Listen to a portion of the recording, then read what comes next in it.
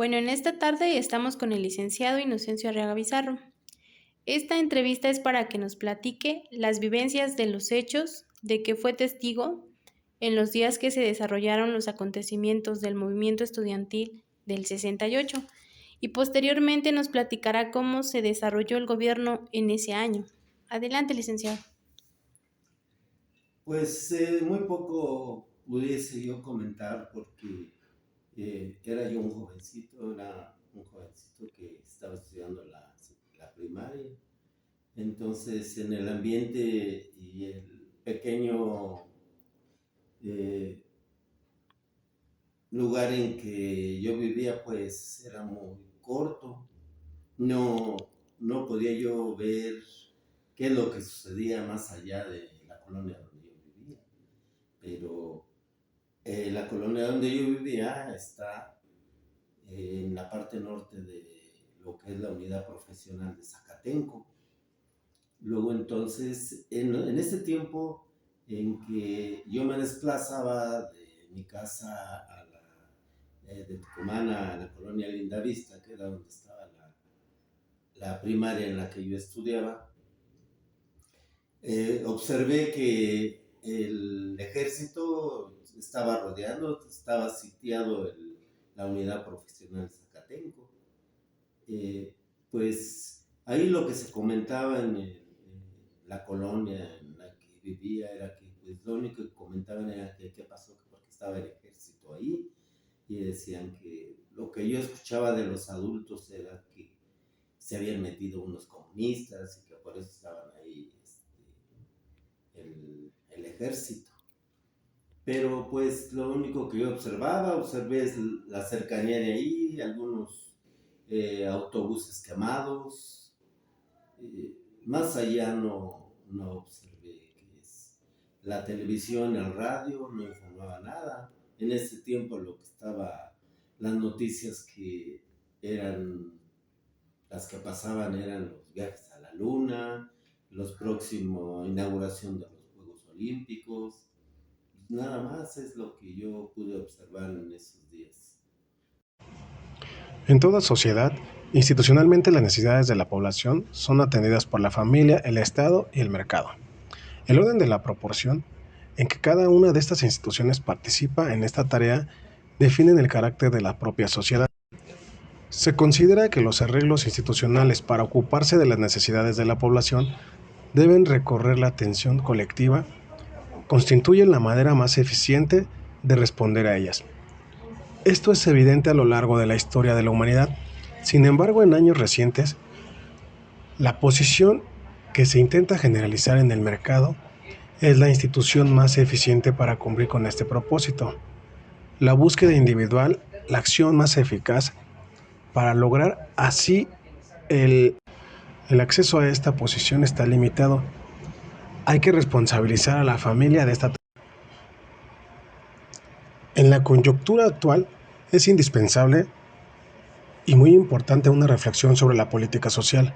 Para los promotores de un modelo económico cuya premisa fundamental no solo es la obtención de ganancias, sino el incremento permanente, la manera de enfrentar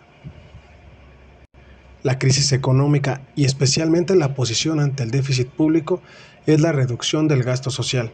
Es decir, la manera de lograr el equilibrio fiscal es a través de la reducción del gasto estatal.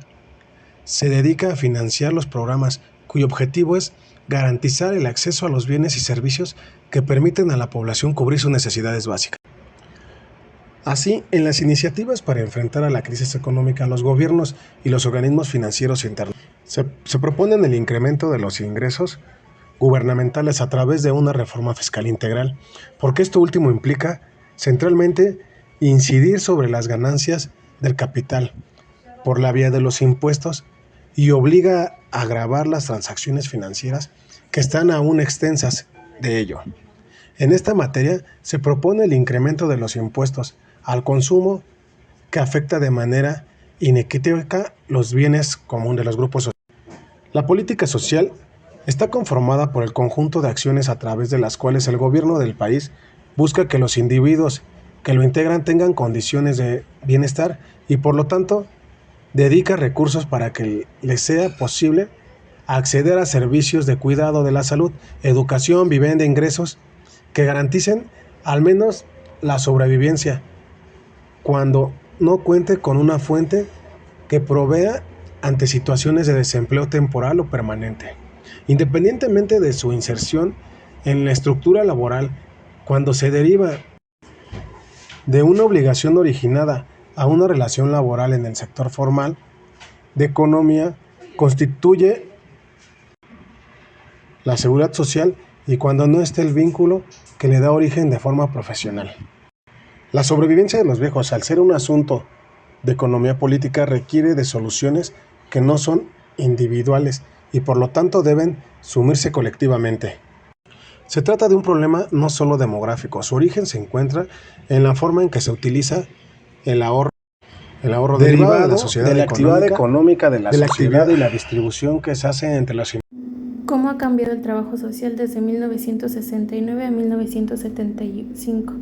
El lapso de 1970 a 1982, en México se comprenden dos ciclos sexenales, de Luis Echeverría y de José López Portillo. Ambos se caracterizaron por hacer frente a la crisis de los gobiernos promotores del gobierno mexicano.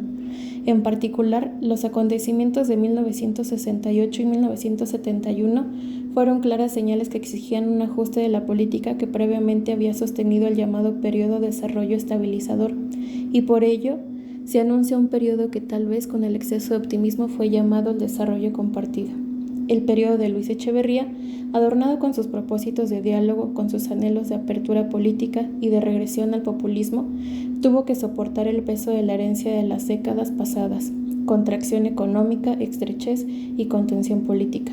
Por lo que representa el periodo sexenal de José López Portillo, inevitablemente tuvo que hacerle frente a la profunda y marcada incertidumbre económica, política y social que se presentaba en el país. En 1982, el país aparecía con una nueva faceta de la inestabilidad extrema. El milagro mexicano había desaparecido. Su euforia había sucumbido ante la grave crisis contextual de la historia contemporánea de México. El gobierno, de acuerdo a su perfil populista, dirigió sus fuerzas hacia la creación y apoyos de instituciones y programas sociales y con esto revertir cada día su más grande y mayor incertidumbre social. La más extensa obra gubernamental